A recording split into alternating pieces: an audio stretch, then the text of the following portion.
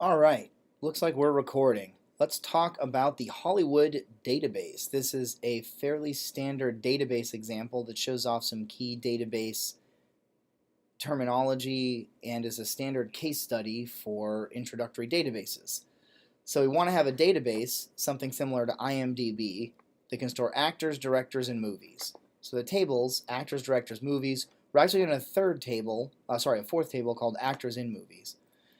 And so an actor can be in many movies, a director can direct many movies, movies can have many actors, but movies only have one director. Actually, maybe I'll add that in here. Only one director.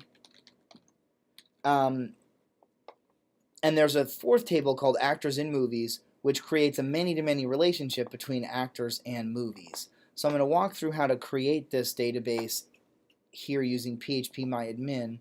First thing we need to do is actually create the database. You won't need to do this because you'll have a pre-existing database. I, on the other hand, will need to create it. So I'm going to create Hollywood, and I want to use UTF-8 general character interchange CI thing. Create. There we go. So now if I click on Hollywood, I've got my database. I have no tables. So I need to create some tables. So the first table I want to create is actors, and the number of columns, I need a primary key, I need a name, and what else do I need? I don't know. I could do age, date of birth, whatever. I could actually do a bunch of other things. I'm just going to do primary key and name because the other information about the actor is kind of irrelevant to the structure or what's called the schema of the database. So I'm going to do two. So the first thing I need is the actor ID. I'll make this an int.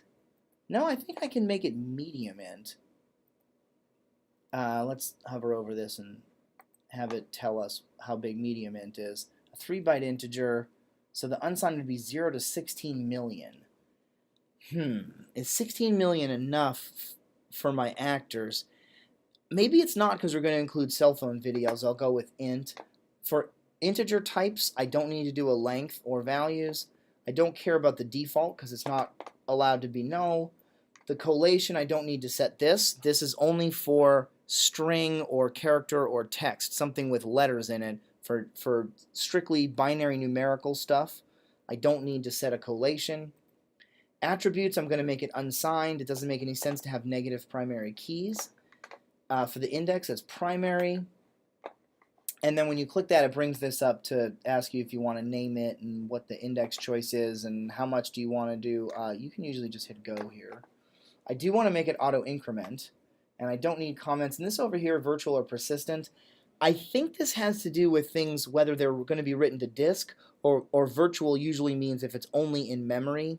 And I believe what that means, you might have some particular columns that are populated when the database starts running, and then when the database shuts down, that information goes away. So you can think of this as something like a cache, I believe, whereas persistent would be this has to be written to the disk at all times. I'm going to leave this blank because it's a new feature that I've never seen before, and I'm pretty sure if you just leave it blank, it does the default thing, which is just to write things to disk. We also need name. I'm going to make that a varchar. If we sort of hover over here, this is a variable length string from 0 to 2 to the 16th, 65,535 characters. I don't need nearly that many. I'm going to set it to 100. I don't think I'll need 100 even, but that should be plenty. I don't need a default value. The collation, I do need a collation here, and I'm going to once again go UTF-8 general. Attributes, that doesn't make sense in the context of a string. I will go ahead and index it. I'll put a regular index. This is just a binary search tree. I'm not going to name it. It can pick whatever default name it wants, and I want it on the entire column. There we go, and I don't need any of this other stuff. That looks good. Let's save this. Great, it worked. And so you can see here's the structure of my table, and I can do things like insert people. So let's insert an actor. I can't think of any actors all of a sudden. Seth Rogen? I don't know. And another actor, Jamie Lee Curtis. Hit go. and you can see 2 rows inserted. It actually shows you the sequel to do those insert statements. You don't need to really memorize the insert syntax. You can always look it up or use a database tool to do a lot of this for you. When you're writing web applications, you end up having to write the insert statements yourself, but they're fairly easy to look up what the syntax is. So now if we go browse, you can see we've got 2 people in there. We've got Jamie Lee Curtis, we've got Seth Rogen with 1 and 2 as their unique IDs. So let's make, and then if we actually expand this, you can see we've got our actors table here in Hollywood. Let's go back to Hollywood. Now we're going to make movies. Movies, number of columns. I'm going to do 3 because I'll do ID, title, and year of release. So ID, again, is going to be an int because there could be tons and tons of movies. I'm going to make it unsigned. This is going to be primary. That's fine. And I want to make it auto increment. That's good. I think that's all I need for that. We also need title. I don't know, I'll give 200 characters. Oh, that's not going to be an int. It's going to be a varchar. Collation, UTF-8. General CI. Attributes, don't need any. Do I want to index this? Sure. I think that makes sense. I don't need anything else. That's brilliant. And then finally, year of release. Now for year of release, this is going to be something like between about the late 19th century through however long the Earth continues to exist. Tiny int's not really enough. That's just 1 byte, so that's 0 to 255. Small int I think will work. The range 0 to 65K. So that certainly covers like the 1890s through, you know, the next however many thousands of years. I think I'll go with that. And I can make it unsigned because things aren't really released in negative years. I'm not going to index it because a lot of the years are going to be the same. There's going to be a lot of duplicates, which means as a binary search tree, it's not going to be super efficient. And I think that's all I need there. Okay, good. Let's save this. Good. And let's insert some records. Movies with Seth Rogen. I think he was in Superbad back in 2007, maybe? I don't know. Let's go with 2007. And Jamie Lee Curtis was in the original Halloween, which I think was 1978. Good. Bam. Look at that. Let's insert another Seth Rogen movie. Because wasn't he also in... It wasn't a movie, but I'm going to pretend it was a movie because it was one of my favorite TV shows, Freaks and Geeks from 1999. Total lie that it's a movie. It's actually a TV show, but who cares? It's my database. I can do what I want. Good. So now we've got movies. Now we need directors. I think I can actually click this to make a new... Oh, but I don't want... Well, whatever. So this new will create a new table, but it automatically assumes you want 4 columns. I don't actually want 4 columns for directors. I want ID. I think actually for this I can do medium int. Because 2 to the 24th, so 16 million directors is probably enough since directors direct multiple things. Although technically you're the director of your own cell phone videos, so maybe we will be safe and stick with a big unsigned int here. And this is primary. We also need the director's name, which is varchar, I don't know, 100 characters, UTF-8. UTF-8 is Unicode. It's basically 8-bit Unicode. I think it's 8-bit Unicode.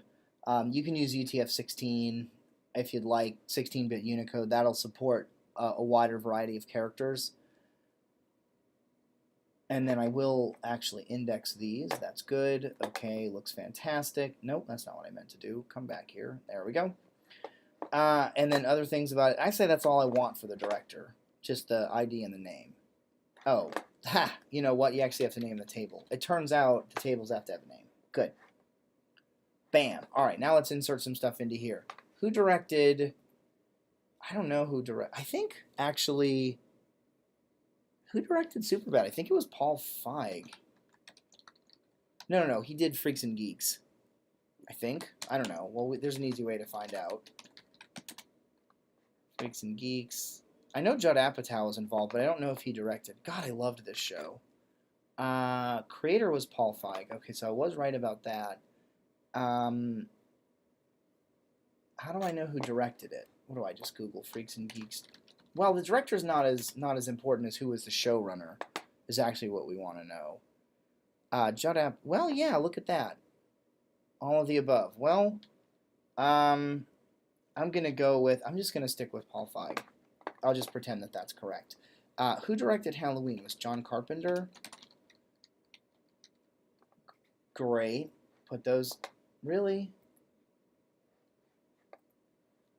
Okay. Well, no, go away. I don't want this here. Okay, thank you. Duplicate entry. Oh! An error. Ha-ha! Good. Good. Good, good, good. So let's go to structure. Totally have an error. Let's look at our indexes. And if we look up here at our ID, you'll notice that it doesn't have any extra set to it. It's not auto increment. So this means that everything you insert, if you don't list an ID, it assumes you meant 0. So we need to go and change this and add to it auto increment. So that's good. That's good that we caught that. Insert, so Paul Feig, I don't know how it's pronounced, and John Carpenter for Halloween. Good. Bam. Got it. And who directed Superbad? Was that? Oh, Greg Mottola. Wow. I had no idea. And it was 2007. See, I'm so smart. Good. Okay, so now let's go to movies. So we've created these movies. We've put these in. One thing we haven't really added for movies yet is a way to insert the director. So I'm going to go ahead, now that we actually have directors, and change the structure here. I'm going to add a new column. And I'm going to put it after year. And I'm going to call it Director ID. It's going to be an int. I'll stick with, I'll index it. And I don't need a collation. I don't really need any of this other stuff. Good. So now, if we sort of go browse, you'll see these are all zeros, but we've got to edit these. Who directed Superbad? Well, I'm going to leave that blank because I don't have an entry for it yet. Who directed Halloween? This was John Carpenter. He's got number 2. And who directed Freaks and Geeks? That was Paul Feig. I put him in number 1. Great. And then if we added Greg Mottola as director number 3, we'd sort of put that in there. So this gives us a one-to-one relationship in this direction because each movie is uniquely identified with a single director, but each director can then direct many movies. So that's one-to-one, one-to-many. Now with movies and actors, we kind of have a problem. We can't add a column to actors with a list of all their movies. Well, how many movies have they been in? I don't know. So how big should the column be? Well, I don't know. Same with movies. How do we note that movies have a bunch of actors? Well, I have no idea. Director, there's only one director, so that can be done this way. So what we're actually going to do here with Hollywood, we're going to make a new table. We're going to call it Actors in Movies. And I'm only going to have 2 columns in it to start with. And so I'm going to do Actor ID, and I'm going to do Movie ID. These are foreign keys that point to the ID from the actors table and the ID from the movies table. These are going to be unsigned. And watch this with the key. I'm going to mark this as primary, and down here it gives me the option. I'm going to, well, that's weird. I think I'll just leave that off. I'll say go, and then I'm going to make this primary. Right, and then see this is now saying, oh, well, I guess you want to use, this must mean you want to use both of these, which I do. Let's save that. And so now if we go down here and look at our indexes, we'll see, yeah, we have a primary key, but it's a compound primary key because it's using both actor ID and movie ID. The combination of those 2 things together needs to be unique. So now when we start inserting rows into here, we can say, oh, actor 1, Seth Rogen, was in movie 1, Superbad, and actor 2, Jamie Lee Curtis, was in Halloween. So now we sort of create this, and now if you look at this table, it doesn't look very impressive. It's just got a bunch of numbers. What do these numbers mean? Well, these don't mean anything without understanding that they're foreign keys that point back to the ID of this actors table and the ID of this movies table. So that really gives you the basics of using phpmyadmin to create things, what some of the types mean, one-to-many relationships in one direction, and then things that are many-to-many relationships in both directions, like actors and movies, and a little bit about primary and foreign keys and how those are going to work. And this process of taking these different problem domains, laying them out into database tables and doing the modeling, this is a key part of database design and database administration, database management. There's entire professions dedicated to working with databases, figuring out how to get the indexes to work more efficiently to save time, things like that. But if you want to do any kind of web development where you're going to have some fancy, Ruby on Rails or, crazy JavaScript, Ajax front end, and you're going to have some data on the back end, that data is going to be stored in a database. Whatever problem domain you're working with, you're going to have to build a data model or data schema using these sorts of tools and these sorts of relationships. So there's just no way to get around this. This is an absolutely critical skill, and it's not that different than object-oriented modeling, but it's still something that you need to become comfortable with and be willing to do, because it just shows up in so many different fields, especially web development, which is a very hot field and a very fast-moving field. Thanks for watching.